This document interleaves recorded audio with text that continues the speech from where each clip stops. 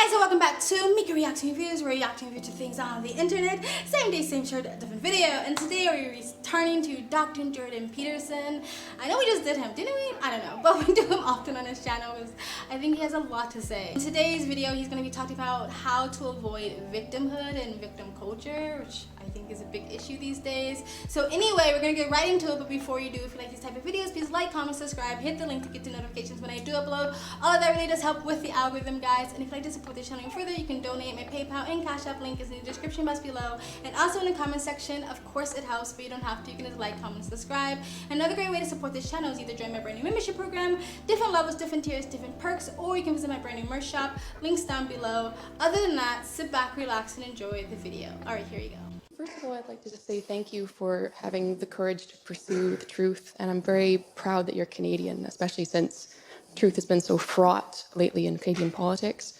My question is, what would you say to someone who has been through a traumatic experience and wants to avoid the culture of victimhood that encourages people to identify with their trauma and capitalize off of being the most victimized person? The first thing is, well, if you want to avoid that, you're sort of on the right path already, right? Because you have some vision of what it might be like not to be traumatized, to not be a victim. Well, first of all, I mean, in some sense, there's no shortage of victimhood. I mean, you know, the existential psychotherapists in the 50s, taking a page from Heidegger, talked about thrownness, right? The arbitrary nature of our existence. I mean, here you are, you have the ethnicity and race that was bestowed upon you. You had no choice in that. You're the victim and the beneficiary of this particular historical moment.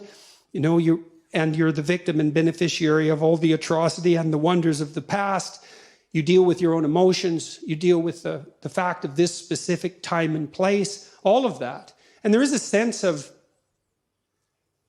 well, there's a sense of mortality, certainly, that's associated with that, with finitude and mortality. And you can easily say, in some sense, that we're all victimized deeply by our own susceptibility to vulnerability and tragedy.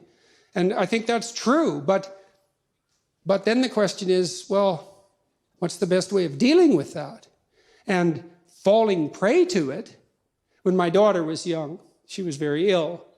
And one of the things we told her repeatedly, and which I think she did very well to her credit, was often she was too ill really to be able to go to school because she couldn't wake up in the morning and she was in pain. But she needed to go to school. And well, one of the things we told her was, don't use your illness as an excuse. Right? Because you're already in trouble, kid. You know, you got your problems and they're serious. But if you can hold on to the distinction between the part of you that can, in spite of this, and the part that can't because of it, and not blur that distinction, then that's one more thing you have on your side while you're attempting to struggle through this. And to her credit, she managed that. Stopping it there. I totally agree with him. Let's say you believe in an idea of systematic racism and you think your skin color is your biggest downfall in life, basically is going to hold you back from any opportunities, and anything that you want in life is going to hold you back, right? Like, let's say you truly believe that, right? The idea of then just playing into that and letting that beat you down and keep you from thriving, then you're just giving into the thing that you say that is oppressing you. You're almost letting it win, right? You would think that you would give your child the best tools they possibly can have to be able to defeat a system that is already against them. You know what I mean? Screaming and crying on the internet or Twitter or Facebook isn't going to fix the issue, right? It's like if you think the game is already rigged against you, then you try to give your child the best tools to still try to win a rigged game, right? I don't necessarily believe that. I don't believe in like systematic racism or oppression or anything like that, because I feel like real oppression is like, let's say there's a wall, there's a brick wall in front of you, right? And that brick wall represents oppression, right? Unless you're chained and bound to your position where you have no way to create the tools to get around or over that wall of oppression, then you're not truly oppressed. If you have the freedom to figure out ways and to create the tools to get above, around, underneath, or through that wall of oppression, then you're not truly oppressed, because you have the freedom and the opportunities to get around that, to get around the obstacle, to get around the thing that you feel like is stopping you. And so my thing is, like, wouldn't you want to give your kid all the tools and all the smarts and all the intelligence to be able to figure out how to get around, above, through, underneath, whatever, the obstacle that you feel like is standing in their way, instead of helping your child just sort of crumble underneath that obstacle instead. And I feel like that is what victimhood kind of does. It's like, oh, you're a victim, just cry and fall down and scream and yell at everybody else so that is their fault. Instead of like, it's almost like work smarter, not harder thing. Like, okay, you think there's obstacles, like figure out how to get around it. Make the choices, the best choices in your life, so you don't fall victim to that obstacle that's in your way, right? I'm not saying that it's fair that the obstacle is there, but you have the freedom to get around it, above it, through it, or whatever. So I totally agree with him. Let's continue. And quite pristinely, and that was extraordinarily helpful. It was very difficult at times. After she had had her hip replaced, she couldn't get around that well. And so we decided to put her in a motorcycle course, which was rather a terrifying thing to do since she just had a hip replacement, but she needed to have a scooter to get around. And so she went with her mother to this motorcycle course, and they were driving motorcycles, not scooters.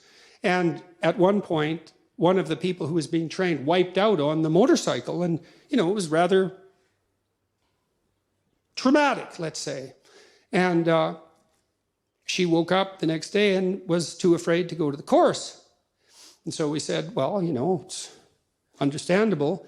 Why don't you just get in the car and go to the course and see when you get there if you can manage it? And she got herself out of bed and went and managed it, and then she passed the course, and then she had a scooter and could zoom around the city for the next couple of years. And so that was really good. Stopping it there. So the difference between what Dr. J.D. Peterson did and difference between a parent that will allow their kid to fall prey to the idea of victimhood is like a lot of parents, if their kid woke up and said, Mommy and Daddy, I'm too scared, they say, it's okay. You don't have to do it. It's fine. We won't let you do it. What Dr. J.D. Peterson said is, I understand your fear. However, let's still go there and try anyway. And that is the difference. A lot of people think the best thing to do is coddle all their kids' fear because they're the protector and whatever. I get that. But that's not life. And when it comes to life, you have to conquer your fears. You have to conquer the stress and anxiety that life comes with. But if you teach your kid to fall prey to it all the time or crumble underneath it, then they're not going to get very far. Because life isn't fair, and it's not getting any fairer anytime soon. Life is just difficult. That is life. We're never going to have utopia, right? Anyway, let's continue. But it was very hard to draw that line, right? Because in some sense, she'd been victimized by this arbitrary illness, and you tend as a parent to have an outpouring of empathy, the empathy that can destroy under those circumstances, because you coddle the person more than is absolutely necessary, right? And you have every reason to, because they're suffering like mad. But you want to be a victim and be a tragic figure?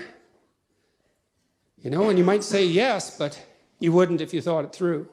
Exactly. I like what he said. Do you want to be a victim and a tragic figure? It's like, again, if you think this oppression really exists, why do you want to let it, why would you want it to win, right? I feel like the best revenge is success, right? If you've been victimized by someone, that is not your fault, but why would you want the person who victimized you to keep winning over your life because you allow that victimization to affect your life long term? It has stopped you from moving forward. It kept you frozen in place because of what happened to you.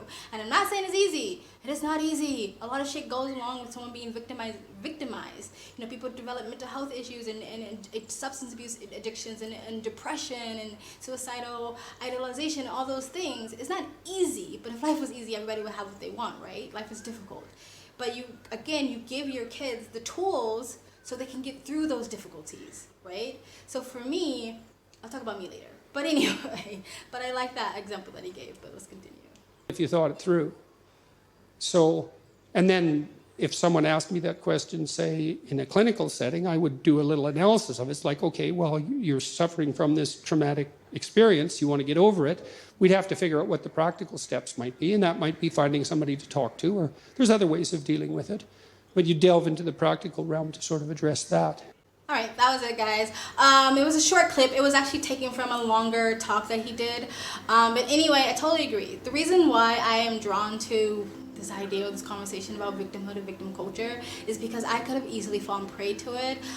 Just a quick backstory of me. Like, again, I was raised by a single mother who was extremely abusive, like severely abusive. Like the horror stories I would tell you, some people actually don't even believe me, right? And she was abusive in every single way that you can think a person can be abusive to someone, right? I was also sexually assaulted as I got older. I had a boyfriend that beat the crap out of me. I dealt with, again, crippling depression throughout my life, well, in the past, right? I could have easily fallen victim to all of those things and nobody would have blamed me, right? But what I did do is I saw how my mother's life turned out, because she was a very big cheerleader for victim culture and victim mentality, because she played herself as a victim all the time. And was she a victim when she was a child? Yes. But she also thought she was a victim even when she was the abuser, right? And I saw how that anger and trauma and sadness turned her into the person that, it's the same exact person who hurt her. She became her own monster, right? I saw what happened to her, and I saw what happened to a lot of my family members who always played victim. I come from, again, a very pro-black woke family who was white man this and white man that and white man holding me back and white man holding me down, and a lot of those people didn't get their freaking lives together until their 40s, if then.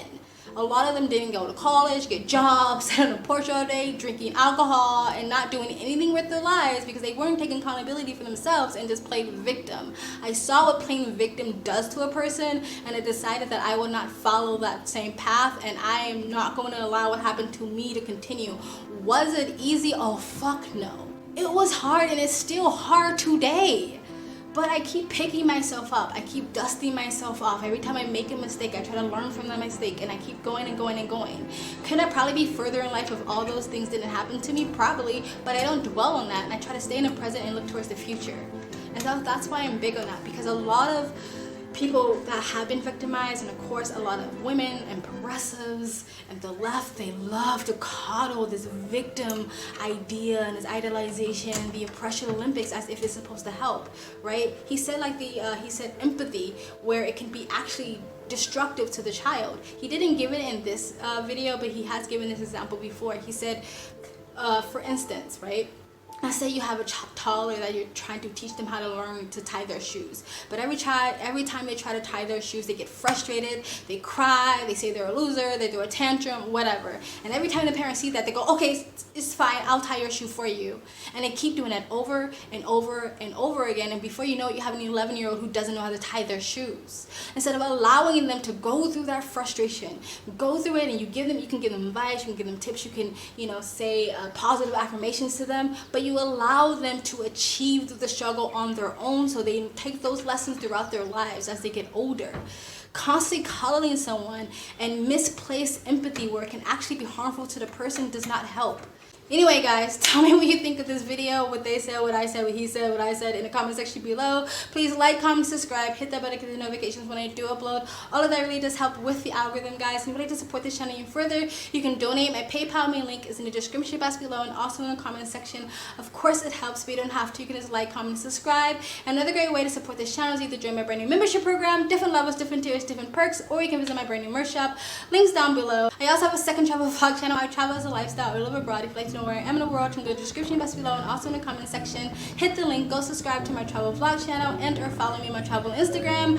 My stories is usually what's most up to date, and you guys have an amazing day. Bye.